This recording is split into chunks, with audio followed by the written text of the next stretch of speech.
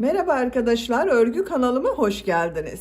Hem kız hem erkek çocuklarınız için yapabileceğiniz kolay motifli tığ işi yelek yaptım. Bugün bu yelek anlatımını sizlerle paylaşmak istiyorum. Ben bugün yelek anlatımını 1-2 yaş arası çocuk ölçüsüne göre yapıyorum. Siz bu yeleği yeni doğan bebek için yapabilirsiniz. 3-4-5 yaş, her yaş çocuklarınız için yapabilirsiniz. Yetişkinler için de uygun bir model. Daha küçük yapmak istiyorsanız bu motifleri benim yaptığımdan bir sıra eksik yaparsanız 6 aylık bebek için olur arkadaşlar. Bu her motifi benim yaptığımdan 2 sıra eksik yaparsanız yeni doğan bebek için olur. Bu motifleri benim yaptığımdan birer sıra fazla yaparsanız 2-3 yaş arası çocuklarınız için olur. Bu şekilde motifleri büyüterek daha büyük çocuklarınız için yapabilirsiniz. Yetişkinler için yapmak istiyorsanız bir kaza veya yeleğe ölçerek model yerleştirmesi yaparsanız daha güzel olur. Arka görüntüsü bakın bu şekilde. 4 motif arka bölüm için yapıp birleştiriyorum. İkişer motif bakın ön bölüm için yapıyorum. Ön bölümden düğmeli yaptım. Ben 3 düğme yapmayı tercih ettim. Siz tercihinize göre 4, 5, 6 düğmeli yapabilirsiniz. Bakın buraya düğme ilikleri yaptık. Karşısına düğme diktim. 2 motif bu ön bölüm için, 2 motif bu ön bölüm için yaptım. Bakın ön bölümleri oluşturduk arkadaşlar. Ters tarafının görüntüsü bu şekilde. Yaka çevresinde ve kol uçlarında bir düz bir ters boşluktan alarak trabzan yaptım. Bakın çok güzel oldu.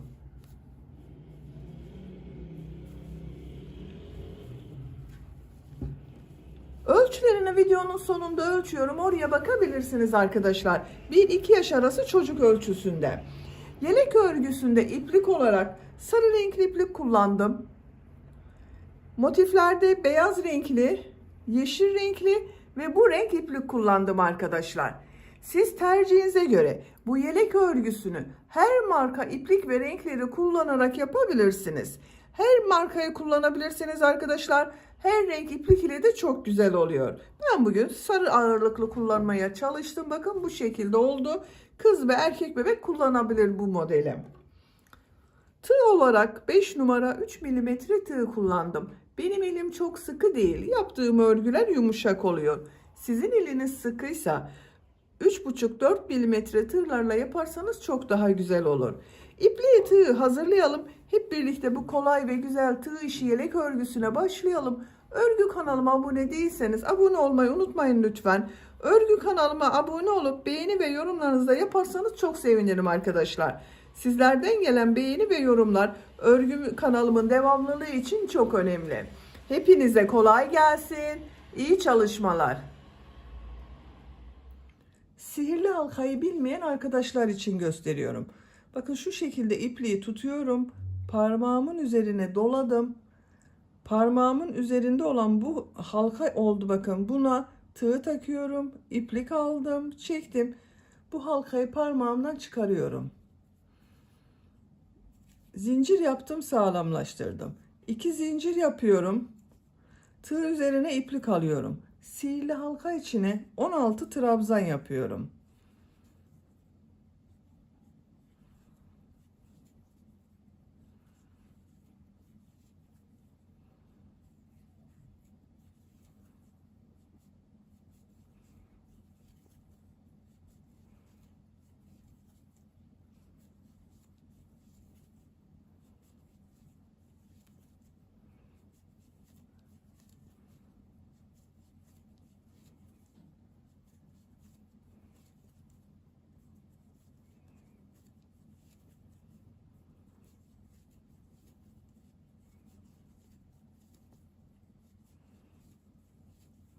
...16 trabzan yaptım.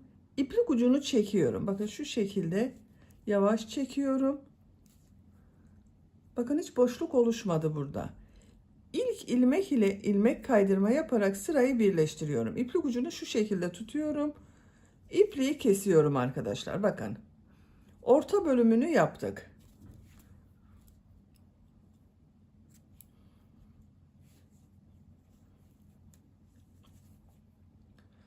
Sarı renkli iplik ile devam ediyorum.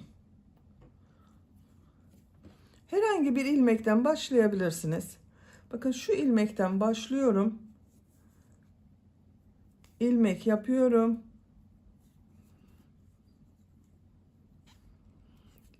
İki zincir yapıyorum. Tığ üzerine iplik alıyorum.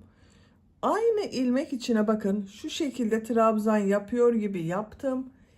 İlmeği çekiyorum. Tığ üzerinde 2 ilmek var. Tekrar tığ üzerine iplik alıyorum. Aynı ilmeğe tığ takıyorum. İplik aldım. Tığ üzerinde 4 ilmek var. İkisini içinden çekiyorum. 3 ilmek kaldı bakın. Üçünü birlikte çekiyorum. Bir zincir yapıyorum. İkinci ilmeğe de aynı şekilde model yapıyorum. Elimi takip ederseniz daha iyi anlaşılır.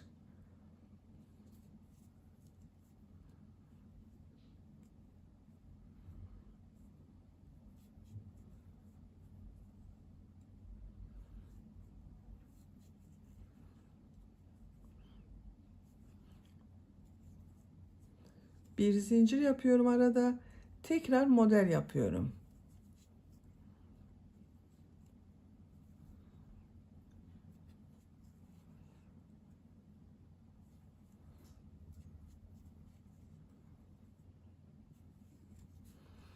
Bir zincir yapıyorum. Model yapıyorum yine.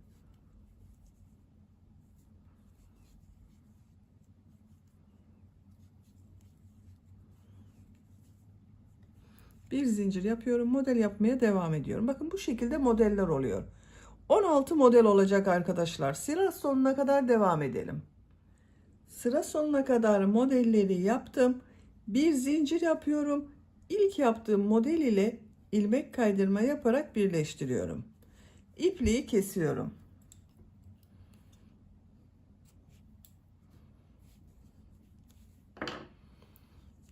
Bakın sayıyorum.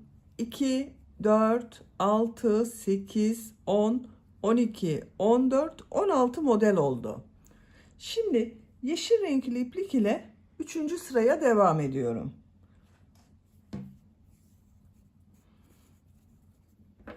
Yine herhangi bir ilmekten başlayabiliriz. Bakın bu model ortasında yaptığım boşluklar var. Bir zincir yaptım. Bundan bir ilmek yapıyorum. 2 zincir yapıyorum. Tığ üzerine iplik alıyorum. Bu modellerin aynısını yapacağız arkadaşlar. Bakın aynı modeli yapıyorum.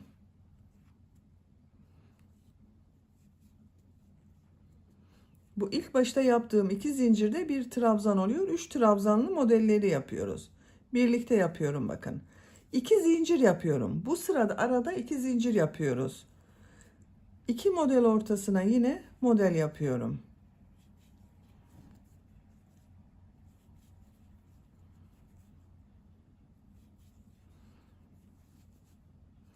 İki zincir yapıyorum. 2 model ortasına model yapıyorum.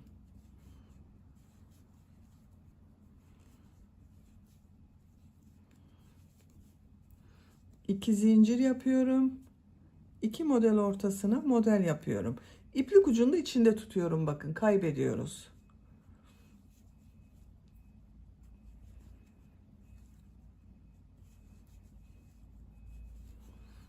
Arada 2 zincir yapıyoruz bu sırada. Sıra sonuna kadar devam edelim. Sıra sonuna kadar modelleri yaptım. 2 zincir yapıyorum. İlk yaptığım model ile bakın bu ilmek ile ilmek kaydırma yaparak birleştiriyorum. İpliği kesiyorum.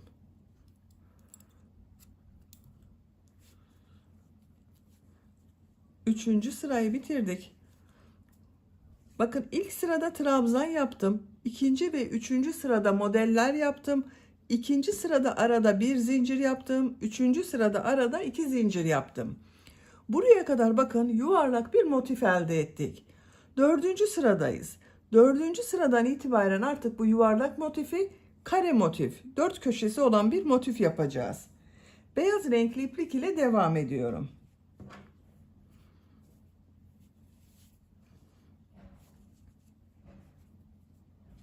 Herhangi bir model ortasından şu şekilde bir ilmek yapıyorum. 3 zincir yapıyorum. Köşeleri 4 köşe yapacağız. Köşeleri üçlü trabzan yapacağız. Arada yaptığım modelleri ikili trabzan yapıyorum. Bu ilk başta yaptığım üst zincirde bir üçlü trabzan oluyor. Bakın tığ üzerine bir defa iplik alıyorum. Aynı zincir üzerine 2 üçlü trabzan yapıyorum. 3 defa da çıkarıyorum bakın.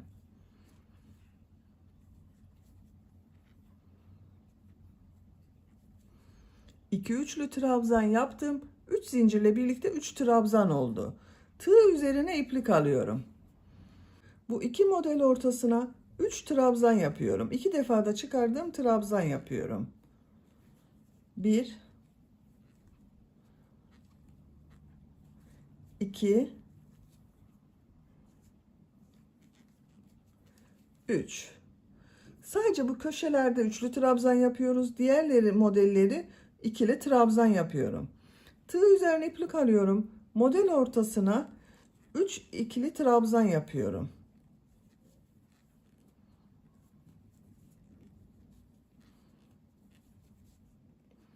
Tekrar tığ üzerine iplik alıyorum. Bakın 3. trabzan grubunu yapıyoruz. 3 trabzan yapıyorum.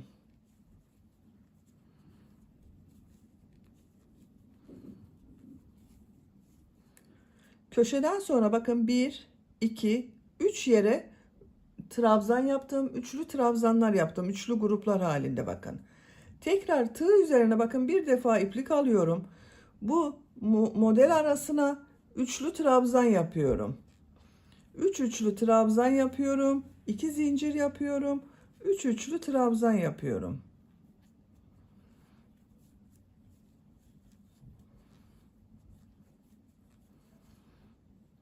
Bakın 3 üçlü trabzan yaptım. 2 zincir yapıyorum.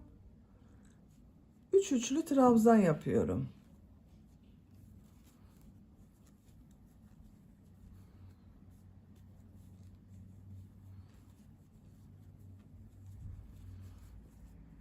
Bir, iki, üç. 2 zincir yaptım. 1, 2, 3. Üçlü trabzan yaptım. Bakın diğer köşeyi de yaptık. Bu ilk başta yaptığımız bir köşenin yarısı arkadaşlar. Sıra sonunda bunu tamamlayacağız. 3 üçlü trabzan, 2 zincir, 3 üçlü trabzan görüntüsü olacak. Tığ üzerine iplik alıyorum. Bu model ortasına 3 trabzan yapıyorum.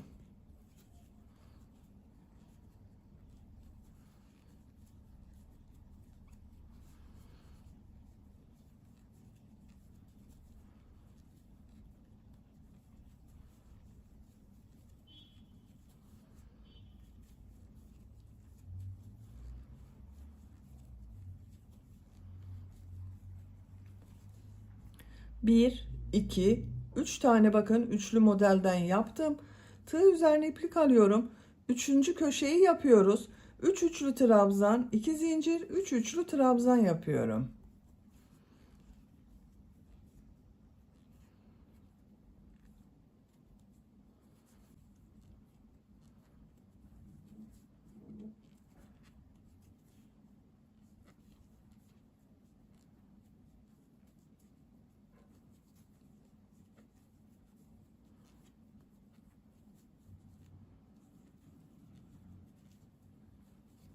Bakın buraya da 3 üçlü trabzan, 2 zincir, 3 üçlü trabzan yaptım. Üçlü trabzan yapıyorum grup halinde bakın. Normal trabzan yapıyorum bunları.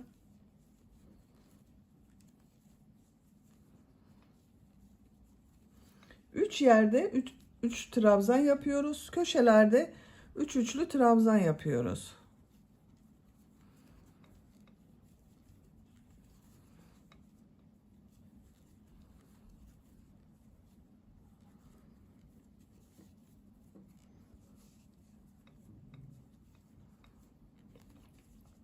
Bir, iki, üç grup yaptım.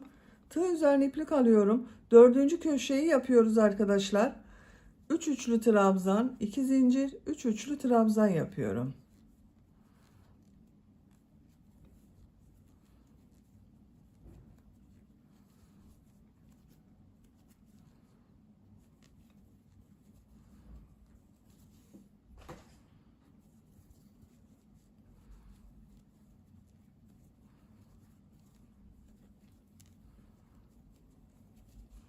Bakın bu köşeyi de yaptım.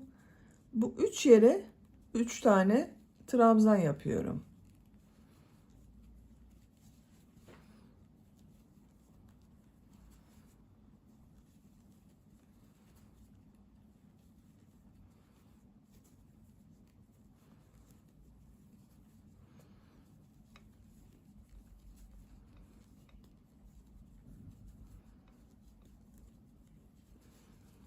Bakın bu model başladığımız köşeye geldik.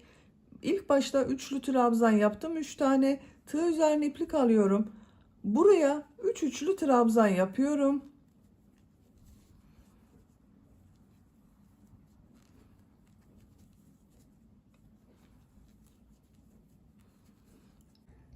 Tığ üzerine iplik alıyorum. Sıra başında yaptığım 3 zincirin bakın 3. zincire tığ takıyorum. İplik aldım. Hepsini içinden bir defa da çekiyorum. Son köşeyi yaptık. Beyaz renkli ipliği kesiyorum.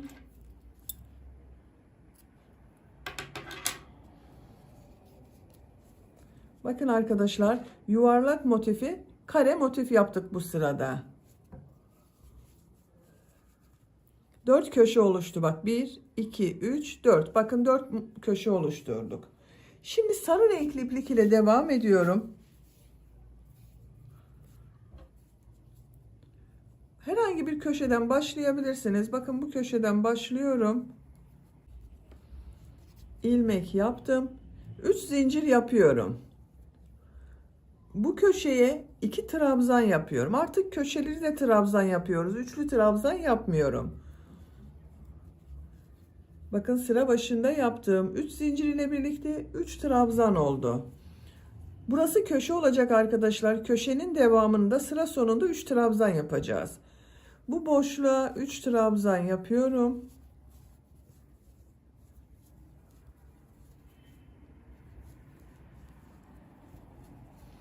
Boşluklara 3 trabzan yapıyoruz.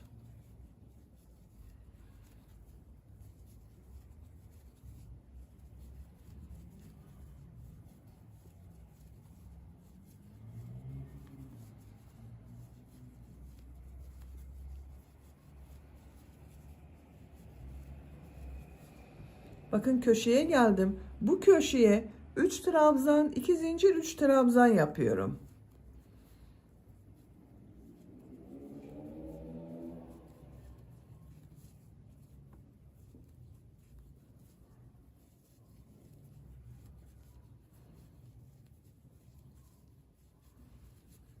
Üç trabzan, 2 zincir, 3 trabzan yaptım. Bakın köşeden sonra 1, 2, 3, 4 yerde 3 trabzan yaptık. Boşluklara yine 3 trabzan yapıyoruz. Bu şekilde devam edecek arkadaşlar. Köşelere 3 trabzan, 2 zincir, 3 trabzan yapalım. Diğer boşluklara 3 trabzan yaparak sıra sonuna kadar devam edelim. Sıra sonuna kadar tamamladım. Köşelerde 3 trabzan, 2 zincir, 3 trabzan yaptım. Son köşedeyim arkadaşlar. Bakın sıra başında 3 trabzan yaptık. Buraya 3 trabzan yapıyorum.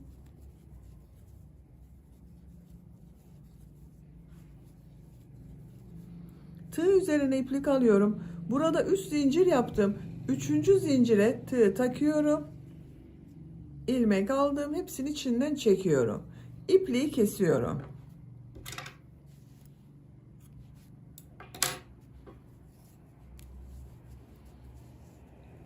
Bakın bu şekilde oldu. Beyaz renkli iplik ile devam ediyorum tekrar. Herhangi bir köşeden başlayabilirsiniz. İlmek yapıyorum. 3 zincir yapıyorum. Trabzan yapıyorum. Bakın 2 trabzan yaptım. 3 zincir ile birlikte 3 trabzan oldu. 3 trabzan yapıyorum.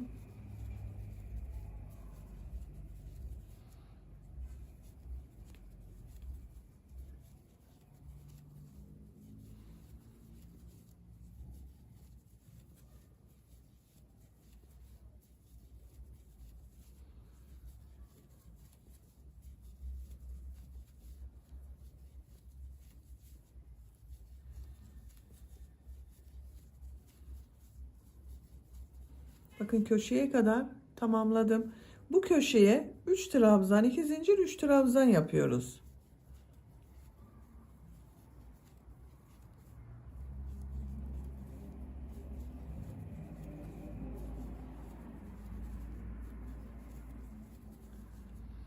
Üç trabzan yapıyorum.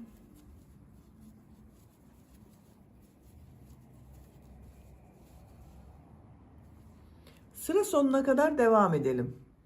Sıra sonuna kadar tamamladım. Sıra sonunda bakın son köşeyi de 3 trabzan yapıyorum. Tığ üzerine iplik alıyorum. Zincir ilmeğine tığ taktım. Hepsini birlikte çekiyorum. İpliği kesiyorum.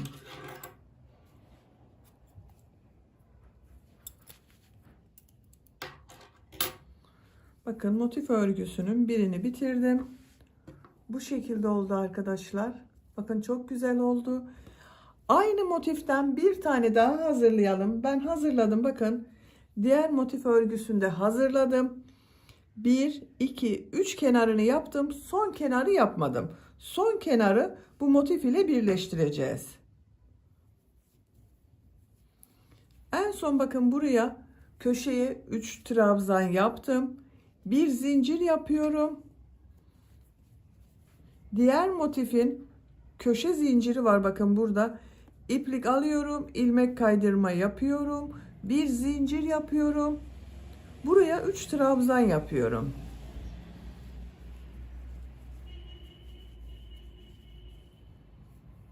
Diğer motif ile bakın şu boşluğa tığ takıyorum.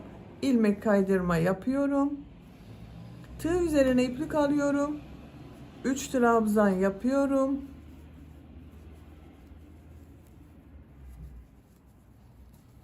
Diğer motif ile ilmek kaydırma yaparak birleştiriyorum.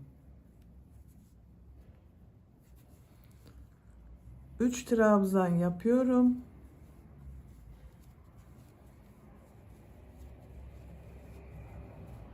Diğer motif ile ilmek kaydırma yapıyorum. 3 trabzan yapıyorum.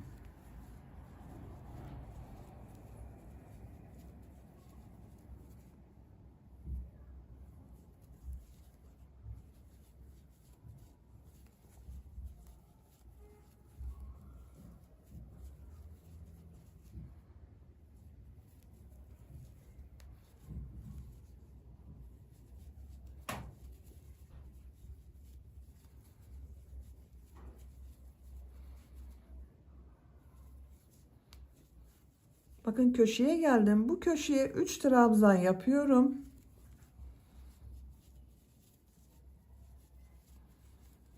Bir zincir yapıyorum. Diğer köşe ile bakın şu şekilde ilmek kaydırma yapıyorum. Bir zincir yapıyorum. Sıra başında yaptığım 3 zincirin şu ilmeğe tığ takıyorum. İlmek kaydırma yapıyorum. İpliği kesiyorum. Bakın arkadaşlar iki motifi birleştirdik. Görüntü bu şekilde oldu. Üçüncü motifi de hazırladım. Bakın yine aynı şekilde bir kenarı yapmadım. Bu kenarı da burası ile birleştireceğiz. Bakın köşeye 3 trabzan yaptım. Bir zincir yapıyorum. Şu şekilde tutuyorum. Bakın şu köşeye tığ takıyorum.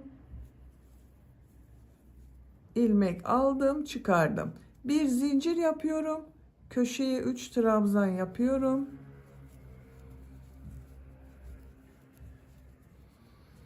Motif ile birleştiriyorum. Bakın şöyle düzgün gelmesine dikkat edelim arkadaşlar. Şu şekilde birleştiriyoruz. 3 trabzan yapıyorum.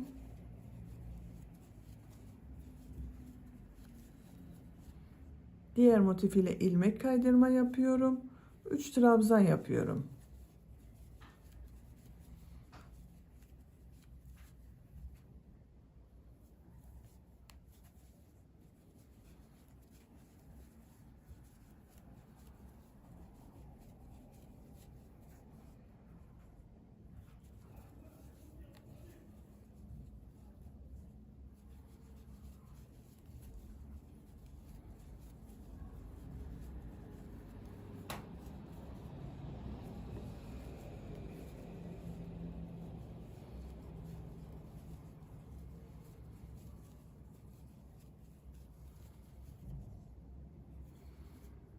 Bakın köşeye geldim yine. Buraya 3 trabzan yapıyorum. Bir zincir yapıyorum. Bakın bu iki köşeyi birleştirdiğim bir ilmek var. Şu ilmek. Şu ilmek ile birleştireceğiz.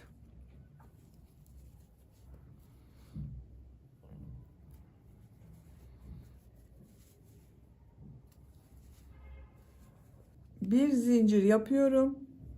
Sıra başında yaptığım 3 zincir ilmeği ile ilmek kaydırma yaparak birleştiriyorum. İpliği kesiyorum.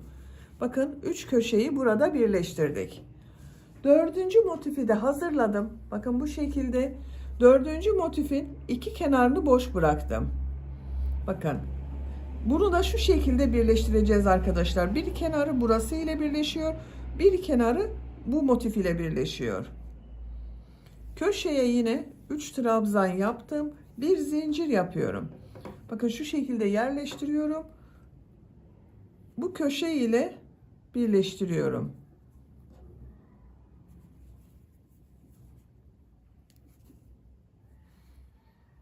Buraya 3 trabzan yapıyorum.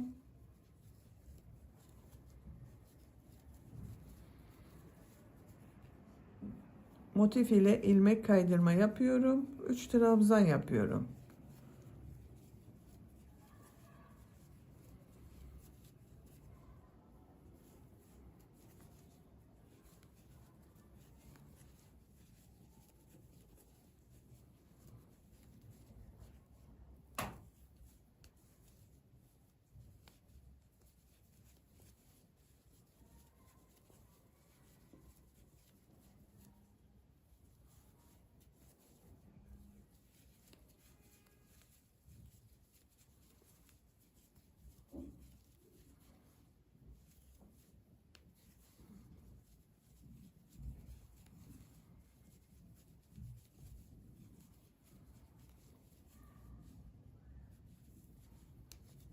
Bakın köşeye yapıyorum. Köşeye 3 trabzan yapıyorum. Bir zincir yapıyorum. Burada 3 köşeyi birleştirdiğim bir ilmek oluştu. Bakın burada. Bu ilmek ile birleştiriyorum. Bir zincir yapıyorum. Köşeye 3 trabzan yapıyorum.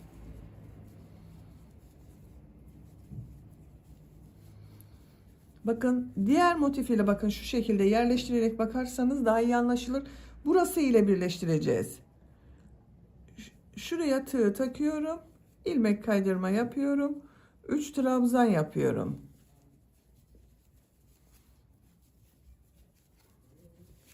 Bakın 4 köşeyi birleştirdik arkadaşlar. Sıra sonuna kadar devam edelim. Köşeye kadar birleştirmeyi tamamladım. Bu köşeye 3 trabzan yapıyorum.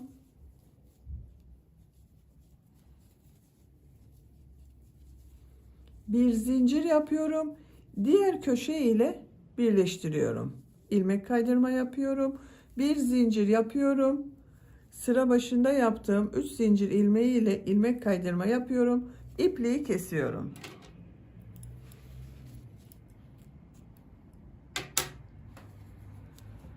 Bakın arkadaşlar 4 motifi birleştirdik. Bu şekilde oldu. Bakın çok güzel oldu. Şimdi bunun çevresinden bir sıra bu 3 trabzan yaptığımız gibi yapıyoruz.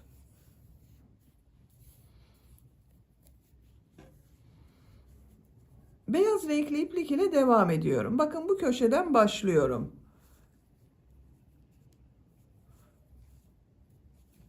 İlmek yaptım, sağlamlaştırdım. 2 zincir yapıyorum. Buraya 2 trabzan yapıyorum. Bu sıra başında yaptığım 2 zincir ile birlikte 3 trabzan oldu. Buraya 3 trabzan yapıyorum. Motif yaptığımız gibi yapıyoruz, yine üçlü trabzanlar yapıyoruz.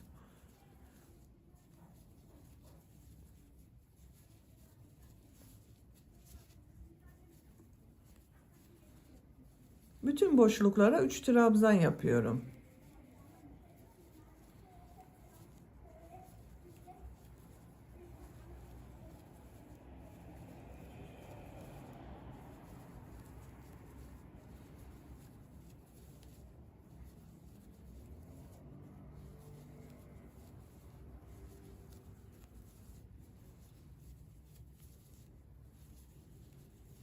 Bakın bu köşelere geldim arkadaşlar. İki köşeyi birleştirdiğim yer.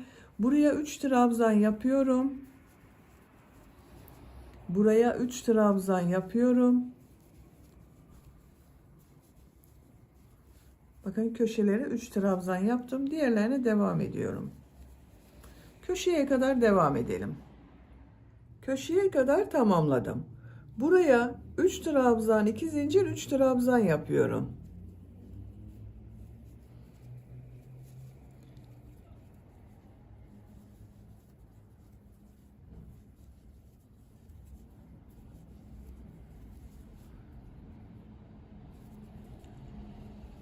Üç trabzan yapıyorum. 3 trabzan yapıyorum.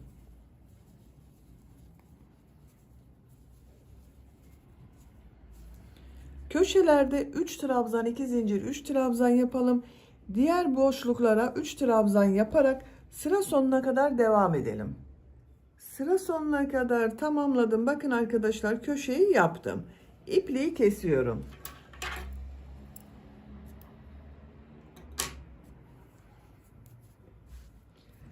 Sarı renkli iplik ile devam ediyorum. Siz isterseniz yine beyaz renkli iplik ile devam edebilirsiniz. Bu köşeden ilmek yapıyorum. 3 zincir yapıyorum. Buraya 2 trabzan yapıyorum.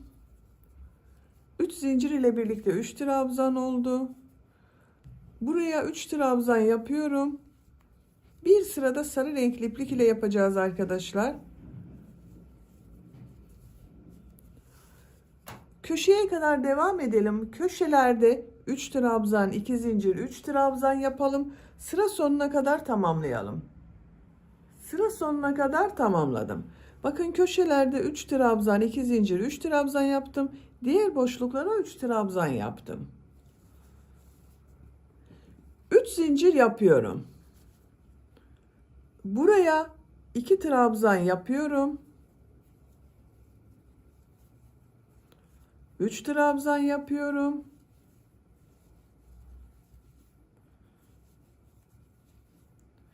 Sıra sonuna kadar devam edelim. Sıra sonuna kadar tamamladım. Köşeye 3 trabzan yapıyorum.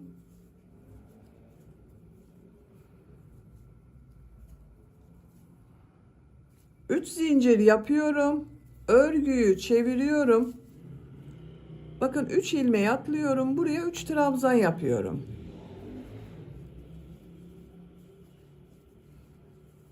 Üç trabzan yapıyorum.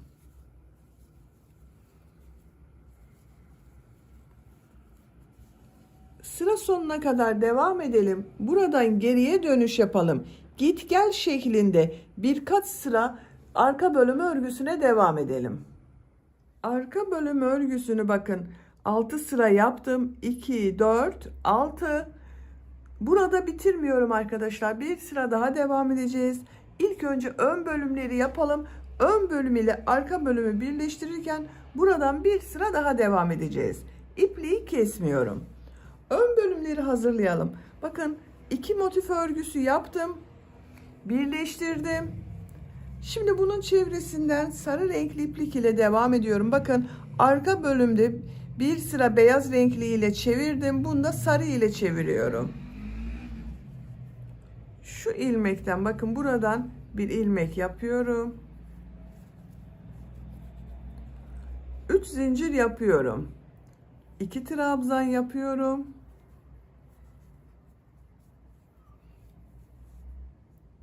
Buraya 3 trabzan yapıyorum.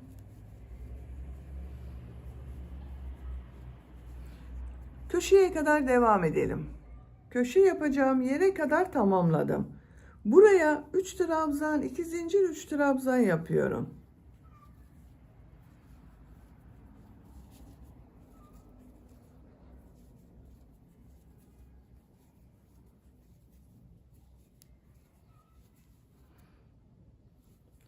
Üç trabzan yapıyorum.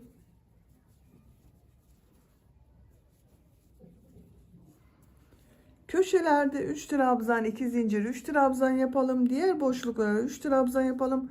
Sıra sonuna kadar devam edelim. Sıra sonuna kadar tamamladım. Buraya bakın, köşe için 3 trabzan yapıyorum. Tığ üzerine iplik alıyorum. 3. zincir ile birleştiriyorum. Bakın köşelerde 3 trabzan, 2 zincir, 3 trabzan yaptım. Diğer boşluklara 3'er trabzan yaptım. Şu şekilde arkadaşlar, bakın arka bölümün yarısı oldu. Şimdi yaka örgüsünü yapalım. 3 zincir yapıyorum. Buraya 2 trabzan yapıyorum. 3 trabzan yapıyorum.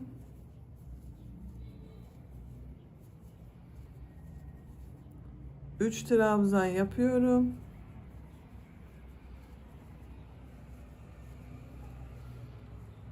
3 trabzan yapıyorum. Bakın 1, 2, 3, 4 yerde 3 trabzan yaptım. Şuraya bir trabzan yapıyorum. Buradan geriye dönüyorum arkadaşlar. 3 zincir yapıyorum. Örgüyü çeviriyorum. Bakın bu 4 ilmeği atlıyorum. Trabzanı ve 3 trabzanı atlıyorum. Buraya 3 trabzan yapıyorum.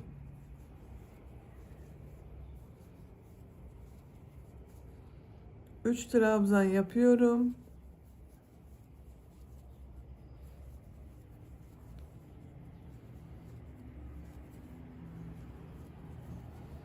Üç trabzan yapıyorum. Bakın sıra sonunda şurada 3 zincir yaptığım bir trabzan var. 3. zincire tığ takıyorum. Trabzan yapıyorum. 3 zincir yapıyorum. Örgüyü çeviriyorum. Buraya 2 trabzan yapıyorum. 3 trabzan yapıyorum.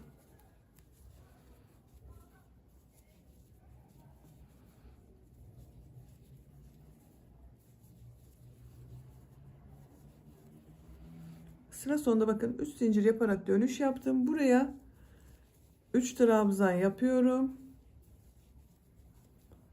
3 zincir yapıyorum. Örgüyü çeviriyorum. 3 trabzan yapıyorum. Bakın şu şekilde olacak. Yakanın örgüsüne devam edelim. Yaka örgüsünü tamamladım. 1, 2, 3, 4, 5, 6, 7 sıra yaptım. Bakın şu şekilde arka bölümden bir sıra fazla görünüyor arkadaşlar. Şimdi diğer ön bölümü de hazırlayalım. Bakın diğer ön bölüm içinde birleştirdim. Çevresinden bir sıra sarı renkli iplik ile modelleri yaptım. Bakın bu ön bölümde de aynısını yaptım arkadaşlar. Şu şekilde görünüyor. Şimdi burada yaka örgüsünü yapacağız. En son bakın burada köşede bitirdim. İpliği kesiyorum. İpliği kestim arkadaşlar. Bakın yaka örgüsü burada kol tarafında, bunun da şurada olacak. Bu ön bölümünde burada olacak. Bunda bakın 1, 2, 3, 4 model yaptım. 5. model sırasına trabzan yaptım. Sayıyorum, bakın kol tarafından sayıyorum. 1, 2, 3, 4. 5. yerden iplik bağlıyorum.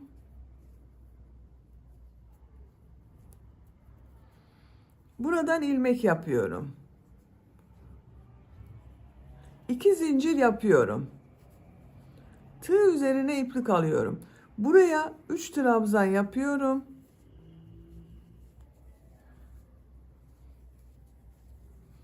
3 trabzan yapıyorum.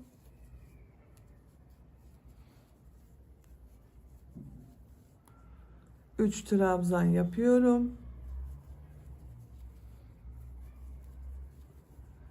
3 trabzan yapıyorum.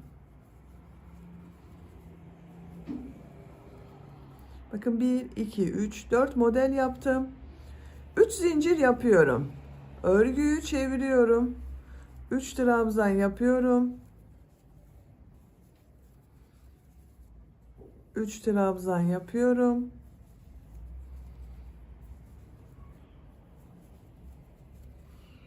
3 trabzan yapıyorum. Bakın sıra sonunda Şuraya, şu ilmek üzerine bir trabzan yapıyorum. 3 zincir yapıyorum. Örgüyü çeviriyorum. Buraya 2 trabzan yapıyorum. 3 trabzan yapıyorum. Bakın, diğer yaka örgüsünün burasıyla aynı yaptık arkadaşlar. Bunu kaç sıra yaptıysanız bu yaka örgüsünde bunu da tamamlayalım. Diğer taraf örgüsünde bakın tamamladım. 1, 2, 3, 4, 5, 6, 7 sıra yaptım. Bunu da aynı şekilde bakın 2, 4, 6, 7. İpliği kesiyorum.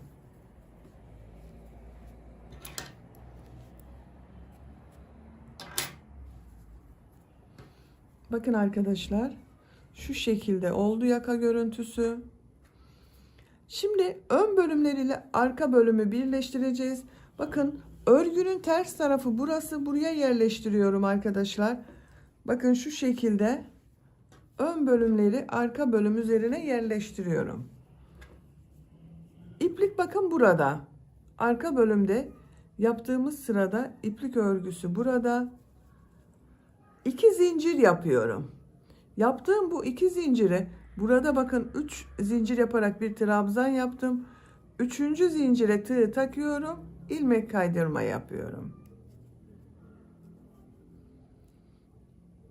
Tığ üzerine iplik alıyorum. Bakın şuraya 3 trabzan yapıyorum. Arka bölüme devam ediyoruz arkadaşlar.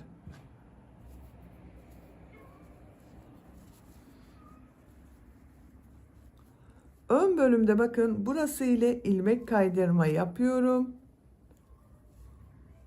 Arka bölümde buraya 3 trabzan yapıyorum.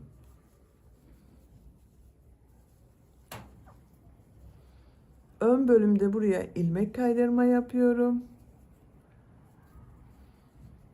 3 trabzan yapıyorum.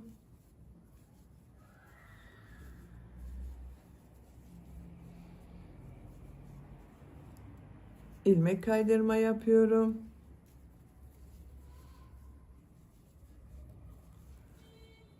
Üç trabzan yapıyorum. Bakın burada 3 trabzan yaptığım var. Bu 3. trabzan üzerine ilmek kaydırma yapıyorum.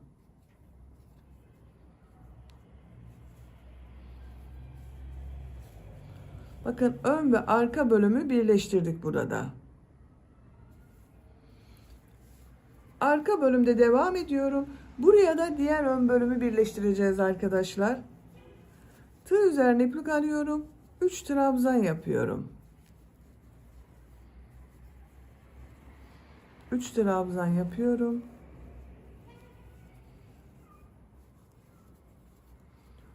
Bakın burada arka bölüm için 1, 2, 3, 4 yerde model yaptık.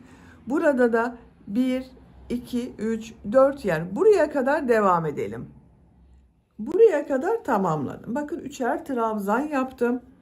Burada bakın 1, 2, 3, 4, 3 trabzan yapacağımız boşluk var. Şimdi ön bölüm ile burayı birleştireceğiz arkadaşlar. Bakın şu şekilde yerleştiriyorum.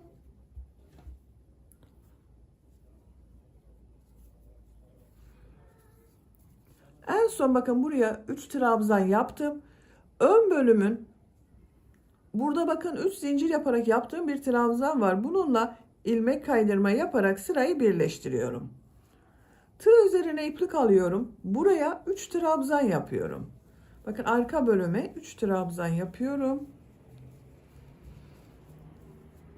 Bu boşluk ile ilmek kaydırma yaparak birleştiriyorum. 3 trabzan yapıyorum.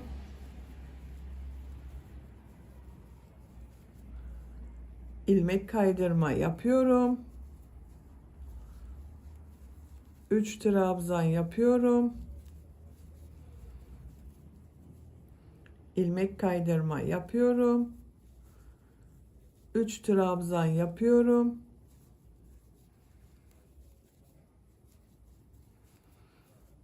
İlmek kaydırma yapıyorum.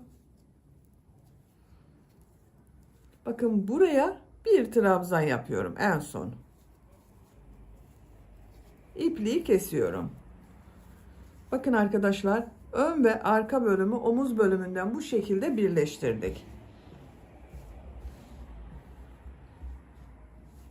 Şimdi yan bölümleri birleştireceğiz.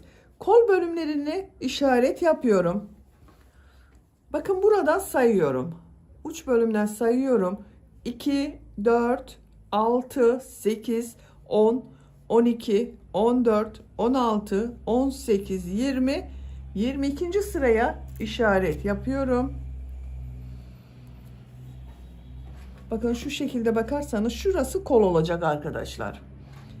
Arka bölümden de sayıyorum. Bakın 1, 2, 4, 6, 8, 10, 12, 14, 16, 18, 20, 22. İşaret yapıyorum. Diğer taraftan da aynı şekilde işaret yapıyorum. 2, 4, 6, 8, 10, 12, 14, 16, 18, 20, 22. 22. sıraya işaret yaptım. 2, 4, 6, 8, 10, 12, 14, 16, 18, 20, 22. sıraya işaret yapıyorum. Bakın kol bölümlerini işaret yaptık. Siz daha dar olsun istiyorsanız bakın buradan başlayabilirsiniz arkadaşlar.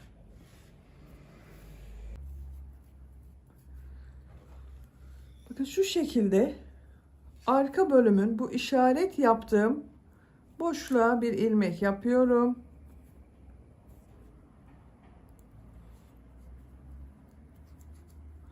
Üç zincir yapıyorum. Buraya 2 trabzan yapıyorum. 3 zincir ile birlikte bakın 3 trabzan oldu. Her boşluğa 3 trabzan yapıyorum. Arka bölümde 3'er trabzan yapıyoruz. Ön bölümü yaparken arka bölümüyle birleştireceğiz arkadaşlar. Sıra sonuna kadar devam edelim. Sıra sonuna kadar tamamladım. Bu köşeye 3 trabzan yapıyorum.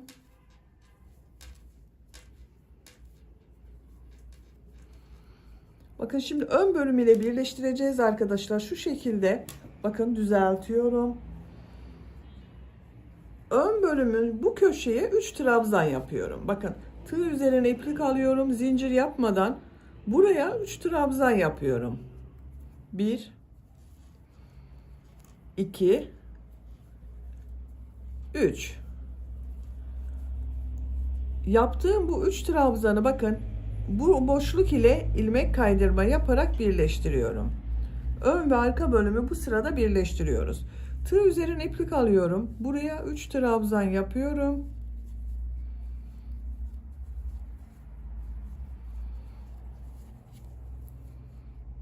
Bakın bu boşluk ile ilmek kaydırma yapıyorum. Birleştirme yaptığımız yerin görüntüsü bu şekilde. 3 trabzan yapıyorum.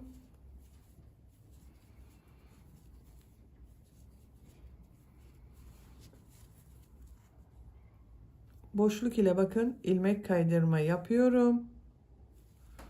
3 trabzan yapıyorum.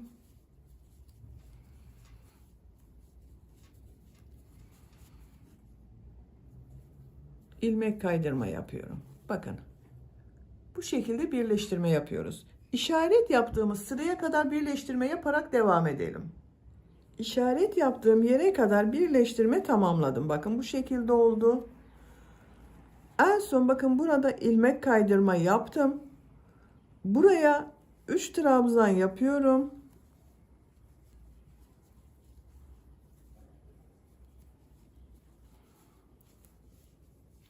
Bakın başlarken şurada bir 3 zincir yaparak bir trabzan yaptım.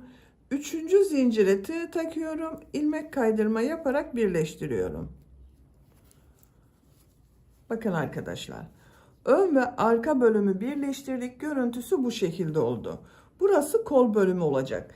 Bakın diğer tarafı da ben aynı şekilde başladım. Bakın bu ön bölümden başladım. 3'er trabzan yaptım. Burada 3 trabzan yaparak birleştirme yaptım. Buraya işaret yaptığım yere kadar tamamladım. Kol örgüsü yaptım. Bakın bu şekilde kol yaptım. Burada da aynı şekilde kol örgüsü yapacağız.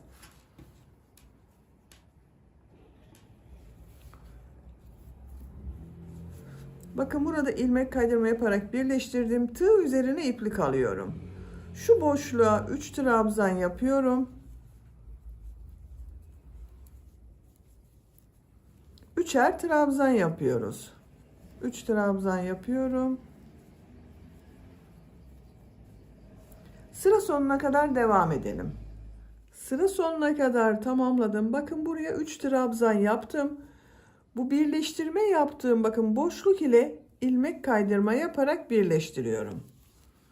Bakın arkadaşlar, ön bölümün devamı gibi oldu. Arka bölümün devamı gibi oldu. Burada yaptığımız gibi bir düz bir ters boşluktan alıp trabzan yapacağız. İlk önce bir sıra trabzan sırası yapıyorum. 2 zincir yapıyorum. Bu ilmeğe bakın bir trabzan yapıyorum. İlmekler üzerine birer defa trabzan yapıyorum. Her ilmek üzerine bir trabzan yapıyorum.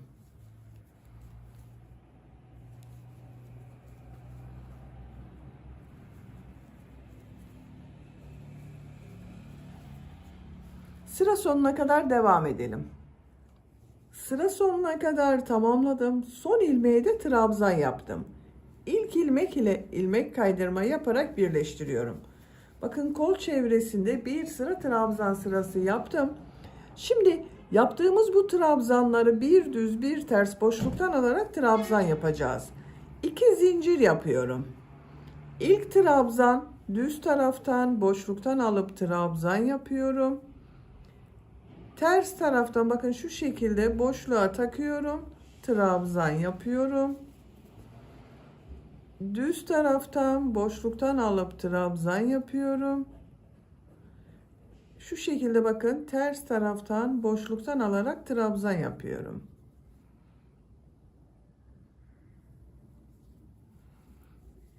Bir düz bir ters boşluktan alarak trabzan yapıyoruz.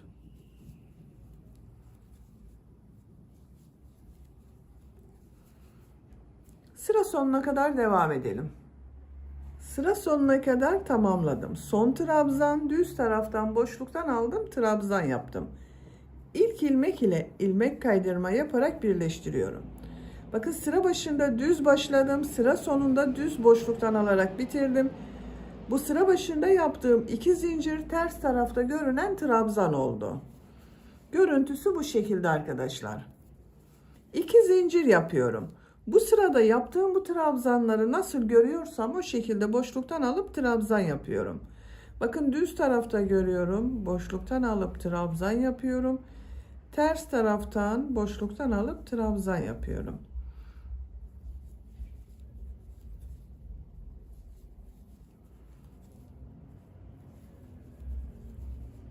Sıra sonuna kadar devam edelim. Sıra sonuna kadar tamamladım. İlk ilmek ile ilmek kaydırma yaparak birleştiriyorum. 2 zincir yapıyorum. Yine nasıl görüyorsam o şekilde boşluktan alıp trabzan yapıyorum. Düz taraftan boşluktan alıp trabzan yapıyorum. Ters taraftan boşluktan alıp trabzan yapıyorum. Sıra sonuna kadar devam edelim. Sıra sonuna kadar tamamladım. İlmek kaydırma yaparak sırayı birleştiriyorum. İpliği kesiyorum.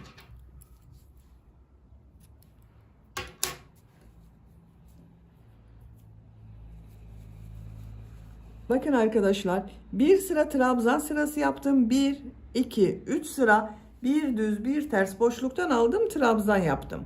Bu yükseklik benim için yeterli. Siz tercihinize göre bir veya 2 sıra daha bir düz bir ters boşluktan alıp trabzan yapabilirsiniz. Ben diğer kol örgüsünde aynı şekilde yaptım. Güzel oldu. Şimdi yaka örgüsünü yapalım. Yaka örgüsünde de kollarda yaptığımız gibi bir düz bir ters boşluktan alıp trabzan yapacağız. İlk önce trabzan sırası yapıyorum. Şu ilmekten ilmek yapıyorum.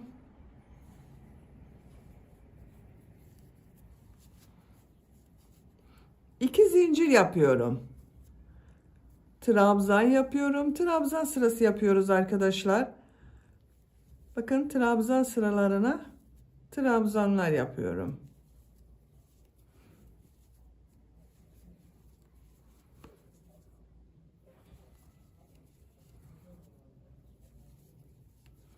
İplik ucunda bakın içinde kaybediyorum.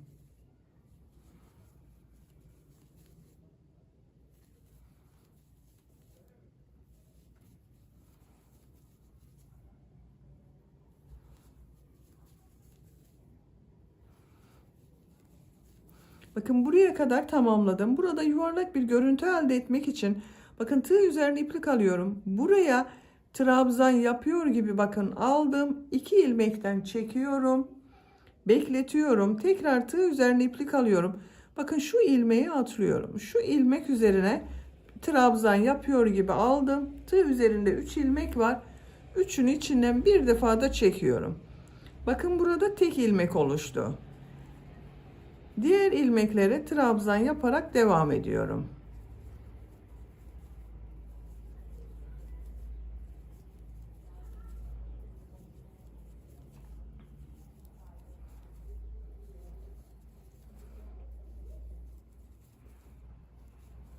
Bakın köşeye geldim. Köşelerin daha yuvarlak olması için buraya bakın 2 zincir var. Bunun üzerine 5 trabzan yapıyorum. 1 2 3 4 5. Diğer ilmeklere trabzan yaparak devam ediyorum. Her ilmek üzerine bir trabzan yapıyoruz. Bakın burada yuvarlak bir görüntü elde ettik. Bu köşeye kadar devam edelim. Köşeye kadar bakın trabzan yaptım. Bu köşeye 5 trabzan yapıyorum.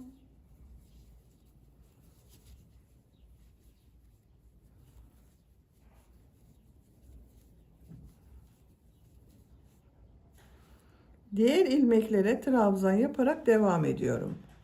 Her ilmek üzerine trabzan yapıyoruz. Bakın arkadaşlar köşelerde 5 trabzan yapıyoruz. Diğer ilmeklere bir trabzan yapıyoruz. Bu köşeye ve bu köşeye de 5 trabzan yapalım. Diğer ilmeklere birer trabzan yapalım. Sıra sonuna kadar devam edelim. Sıra sonuna kadar tamamladım. Son ilmeğe trabzan yaptım. İlk ilmek ile ilmek kaydırma yaparak birleştiriyorum. Bakın bir sıra trabzan sırası yaptım. Bu köşelerde beşer trabzan yaptım arkadaşlar. Görüntüsü bu şekilde oldu. Buraya 3 tane düğme iliği yapmak istiyorum. Siz tercihinize göre bunu 4-5 düğmeli yapabilirsiniz. Ben bugün 3 düğme yapıyorum arkadaşlar. İşaret yapalım. Bakın ilk düğme iliğini hemen şu yaka başlangıcının buraya sayıyorum. 2, 4, 6, 8, 10, 12. trabzana işaret yapıyorum. 2, 4, 6, 8, 10, 12. trabzana işaret yapıyorum. Bakın 1, 2, 3 düğme iliğinin yerine işaret yaptım. Siz dediğim gibi tercihinize göre 4, 5 düğmeli veya 6 düğmeli yapabilirsiniz.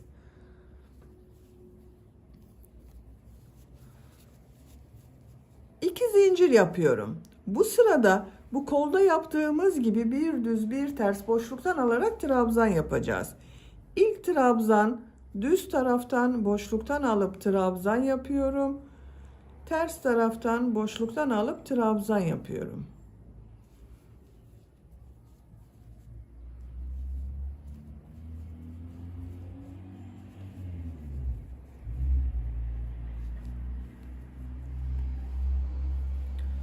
Düğme iliği yapacağımız bakın buraya kadar bir düz bir ters boşluktan alıp trabzan yaparak devam edelim. Düğme iliği yapacağım yere kadar tamamladım. Bakın köşelerin görüntüsü bu şekilde oldu arkadaşlar.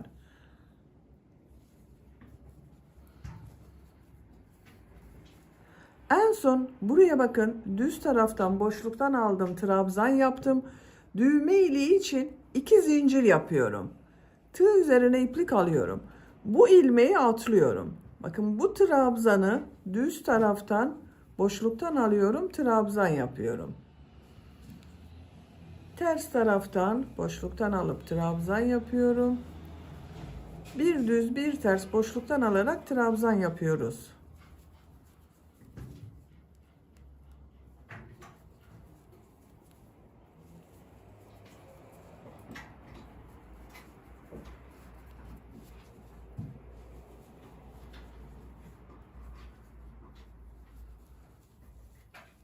Bakın diğer düğme iliği yapacağım yere geldim. Bunu da yine bakın düz taraftan boşluktan aldım, trabzan yaptım. Düğme iliği için 2 zincir yapıyorum. Bir ilmeği atlıyorum. Bu trabzan düz taraftan boşluktan alıyorum, trabzan yapıyorum. Bir sonraki sırada bakın bu düğme iliğinden önce ve sonra birer tane boşluktan alarak trabzan yaptım. Bir sonraki sırada bunun üzerine ters taraftan görünen trabzanı yapacağız. Yine bir düz bir ters boşluktan alarak trabzan yapıyorum.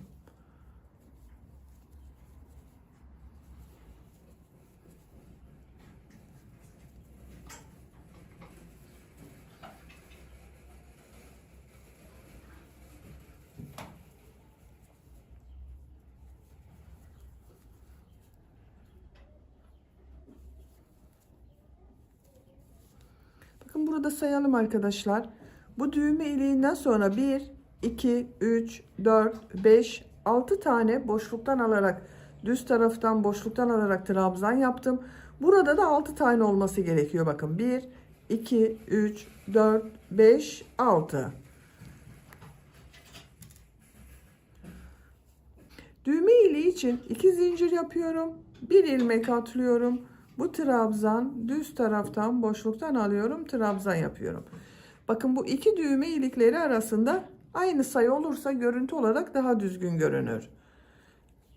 Bir düz bir ters boşluktan alarak trabzan yapıyoruz.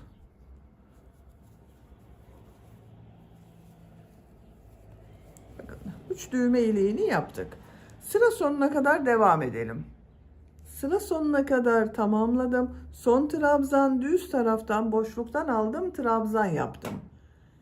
İlk ilmek ile ilmek kaydırma yaparak birleştiriyorum. Bakın sıra başında yaptığım 2 zincir ters tarafta görünen trabzan oldu. Bakın arkadaşlar. Yeleğin görüntüsü bu şekilde oldu. Bu sırada yaptığımız bu trabzanları nasıl görüyorsak o şekilde boşluktan alıp trabzan yapıyoruz. 2 zincir yapıyorum. Bakın düz tarafta görüyorum. Boşluktan alıp trabzan yapıyorum.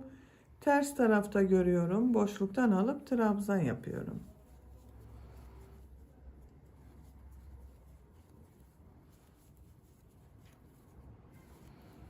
Bu düğme iliği yaptığımız bakın buraya kadar devam edelim. Düğme iliğine kadar tamamladım. En son bakın burada düz taraftan boşluktan aldım, trabzan yaptım. Düğme iliği için yaptığım bu 2 zincir üzerine bir trabzan yapıyorum. Bakın bu düz görünüyor. Düz taraftan boşluktan alıyorum, trabzan yapıyorum. Burada yaptığım bir trabzan ters tarafta görünen trabzan oldu. Yine bir düz bir ters boşluktan alarak trabzan yapıyoruz.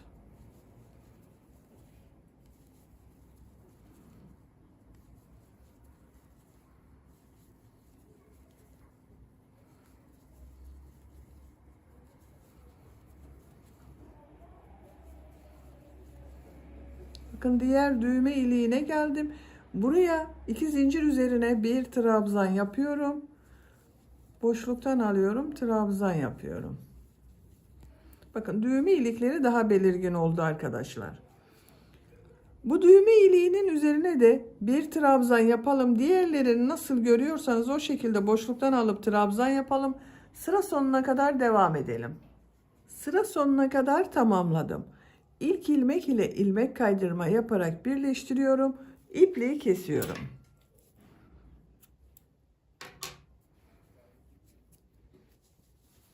Bakın birleştirme yaptığım yerin görüntüsü bu şekilde. Yelek örgüsünü bitirdik arkadaşlar. Bakın düğmelerini diktim. Yaptığım bu düğme iliklerinin tam karşısına birer tane düğme diktim. Açık olarak bakalım, bakın bu şekilde. Kollar da çok güzel oldu, bakın. Düğmesini takıyorum.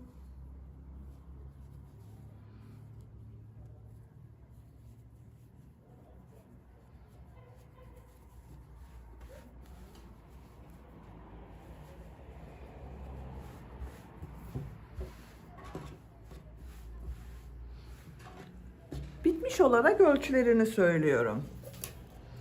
Kol altının buradan gövde genişliğini ölçüyorum. 27 santimetre. Yüksekliğini ölçüyorum. Kol altından yükseklik 18 santimetre. Omuzdan tam yüksekliğini ölçüyorum. 30 santimetre. Ben bugün 1 yaş bebek için yaptım. Bu ölçüde oldu arkadaşlar. Bakın çok güzel oldu. Beni dinlediğiniz ve izlediğiniz için hepinize çok teşekkür ederim. Örgü kanalıma abone değilseniz abone olmayı unutmayın lütfen arkadaşlar. İzlediğiniz videolarıma beğeni ve yorumlarınızı da yaparsanız çok sevinirim. Sizlerle yeni örgülerde görüşmek dileğiyle. Hoşça kalın, sevgiyle kalın.